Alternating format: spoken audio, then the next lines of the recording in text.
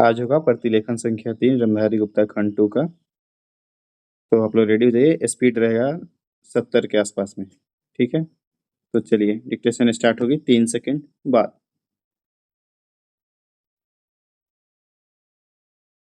Start.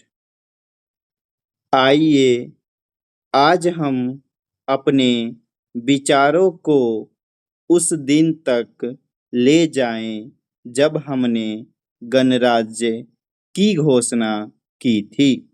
अपनी विकास की योजनाओं के संबंध में हमने वास्तव में काफ़ी प्रगति की है, परंतु क्या हम भारत के सब नागरिकों को दरिद्रता, अभाव तथा कष्ट से मुक्त करा पाए हैं? प्रकृति की शक्तियों को अपने अधीन करने और जनता के कल्याण के लिए उन्हें नियंत्रण में लाने की दिशा में भी हम आगे बढ़े हैं, किंतु हम यह नहीं भूल सकते कि कुछ महीने ही हुए हमें भारत के उत्तर पूर्वी प्रदेशों में भयानक बाढ़ का सामना करना पड़ा था, जिसके कारण यातायात के साधन छिन्न भिन्न हो गए और वहाँ की जनता को भारी हानि उठानी पड़ी। निसंदेह साक्षरता, प्रसार और रोगों के निराकरण के महत्वपूर्ण उपाय भी हमने सोचे हैं। यद्यपि अभी भी देश के बहुत से भागों में निरक्षरता और बीमारी पर्याप्त मात्रा में दिखाई देती है। जन कल्याण की योजनाओं को हम बराबर आगे बढ़ाते रहेंगे, यह हमारा दृढ़ संकल्प है, इसमें संदेह नहीं किया जा सकता। इन योजनाओं के पूरे होने के संबंध में जो प्रयास अब तक किया गया है, उससे भी हमें असंतुष्ट नहीं होना चाहिए। फिर भी जो कुछ अब तक किया जा सका है, यदि वह बहुत चमत्कारी नहीं दिखता, तो उसका कारण यह है कि अभी निर्माण कार्य जारी है और समाप्त नहीं हुआ है। राष्ट्र के निर्माण में समय की आवश्यकता होती है।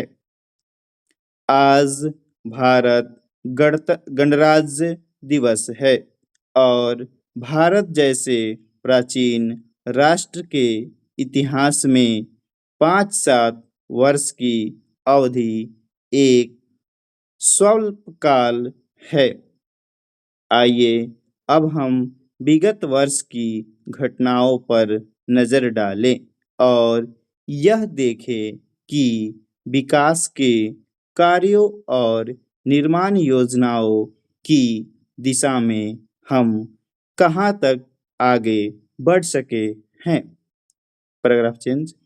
यदि मुझसे यह कहा जाए कि बीते वर्ष की घटनाओं का वर्णन मैं एक वाक्य में करूं, तो मैं कहना चाहूँगा कि संविधान में दिए गए निर्देशों के अनुसार हमने समस्त राष्ट्र के साधनों को ऐसे ढंग से जुटाना आरंभ कर दिया है जिससे यह स्पष्ट हो जाता है कि भारत में कल्याणकारी राज्य की स्थापना का श्री गणेश हो चुका है।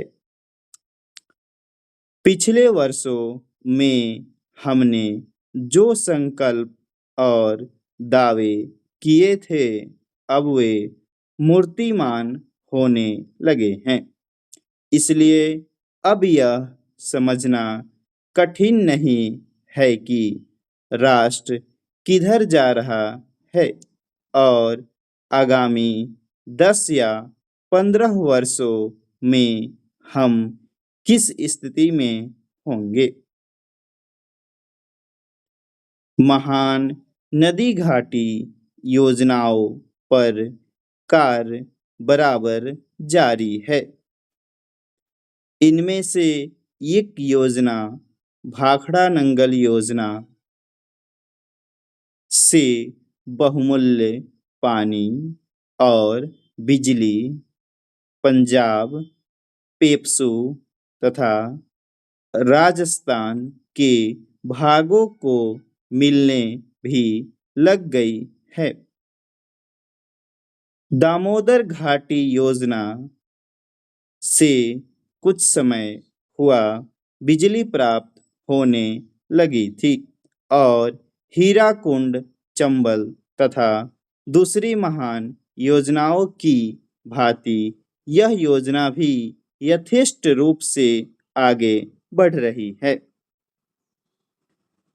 भाखड़ा नांगल योजना का प्रथम चरण समाप्त होने से अब यह स्पष्ट है कि इन महान योजनाओं के द्वारा देश में कितने महत्वपूर्ण परिवर्तन हो जाएंगे। स्टॉप। तो चलिए, इस डिक्टेशन की गति थी 71-72 शब्द प्रति मिनट की दर से। तो आप लोग शुरू करिए। पढ़ रहे हैं सर। पढ़िए। आइए अब हम अपने विचारों को उस दिन तक ले जाएं जब हमने गणराज्य की घोषणा की थी। अपने विकास की योजनाओं के संबंध में हमने वास्तव में काफी प्रगति की है, परंतु क्या हम भारत के सब नागरिकों को दरिद्रता अभाव तक कष्ट से मुक्त कर अभाव पाए? तथा अच्छा, अभाव तथा कष्ट से मुक्त कर पाए हैं, करा प्रकृति पाए हैं। करा पाए हैं। प्रकृति की शक्तियों को अपने अपने अपने अधीन करने और जनता के निर्माण के लिए कल्याण के लिए कल्याण के लिए उन्हें नियंत्रण में लाने की दिशा में भी हम आगे बढ़े हैं। बढ़ किंतु बढ़े हम हैं। ठीक है। बढ़े हैं, किंतु हम यह नहीं भूल सकते कि कुछ महीने ही हुए हैं हमें भारत के उत्तर पूर्वी प्रदेश में भयानक बाढ़ का सामना करना पड़ा था, जिसके कारण यातायात के साधन छिन्न-भिन्न हो गए और वहां की जनता को भारी हानि उठानी पड़ी। ठीक है, रहने दीजिए, रुक जाइए, दूसरा आपने शुरू करिए तो। निस्संदेह साक्षरता, प्रसार और रोगों के निराकरण के महत्वपूर्ण उपाय भी हमने सोचे हैं। यद्यपि अभी भी देश के बहुत से भागों में निरक्षरता और बीमारी पर्याप्त मात्रा में दिखाई देती है। जन कल्याण की योजनाओं को हम बराबर आगे बढ़ाते रहेंगे। यह हमारा दृढ़ संकल्प है। इसमें संदेह नहीं किया जा सकता। इन योजनाओं के पूरे होने के संबंध में जो प्रयास अब तक किया गया है, उसमें भी हमें उससे भी हमें असंतुष्ट नहीं होना चाहिए। फिर भी जो कुछ अब तक किया जा सका है, यदि वह बहुत चमत्कारी नहीं दिखता, तो उसका कारण यह है कि अभी निर्माण कार्य जारी है और समाप्त नहीं हुआ है। राष्ट्र के निर्माण में समय की आवश्यकता होती है।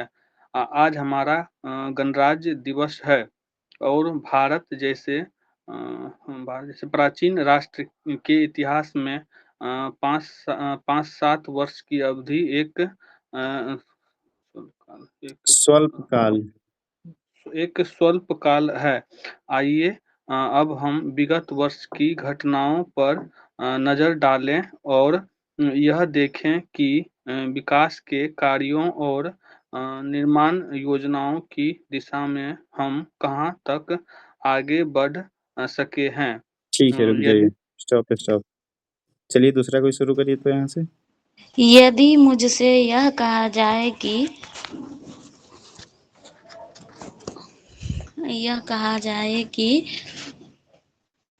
बीते वर्ष बीते वर्ष की घटनाओं का वर्णन मैं एक शब्द वाक्य में करूं। मैं एक वाक्य में करूं तो मैं कहना चाहूँगा कि संविधान में दिए गए निर्देशों के अनुसार हमने समस्त राष्ट्र के साधनों को हमने ऐसे ढंग से हमने नहीं है, जुटाना केवल ऐसे ढंग से जुटाना प्रारंभ कर दिए हैं आरंभ कर दिया है जिससे यह स्पष्ट किया जाता है कि भारत में कल्याणकारी राज्य की स्थापना का हाँ, ठीक है। गणेश हो चुका है। पिछले वर्षों में हमने जो संकल्प और दावे किए थे, परंतु वह अब वे मूर्तिमान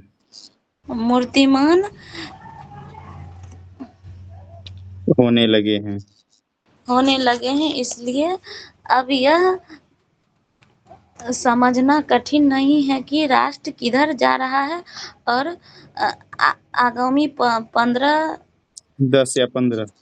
10 या 15 वर्षों में हम किस स्थिति में होंगे। ठीक है, रुक जाइए स्टॉप। चलिए महान नदी से कुछ और शुरू करिए, दूसरा जो लिखे हैं। अरे सर, हाँ पढ़िए। महान नदी घाटी योजना पर कार्य बराबर जारी है। इनमें से एक योजना से भाखड़ा नांगल योजना से बहुमूल्य पानी और बिजली पेप्सी तथा राजस्थान के भागों को मिलने में भी लगी है। दामोदर घाटी योजना से हम से कुछ समय हुआ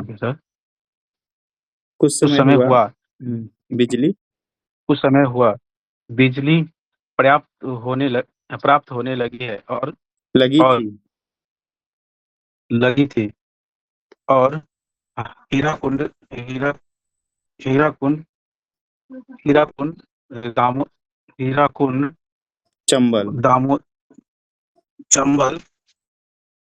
तथा दूसरी महान योजनाओं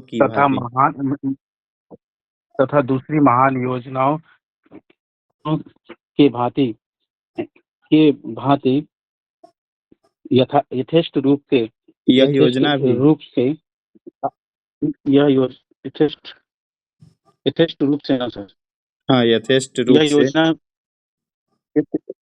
आगे बढ़ रही है। भाखड़ा नांगल योजना का प्रथम चरण समाप्त होने से अब यह स्पष्ट है कि इन महान योजनाओं के दावे के द्वारा किंतु महान परिवर्तन हो जाएंगे। देश में कितने महत्वपूर्ण परिवर्तन हो जाएंगे। देश में कितने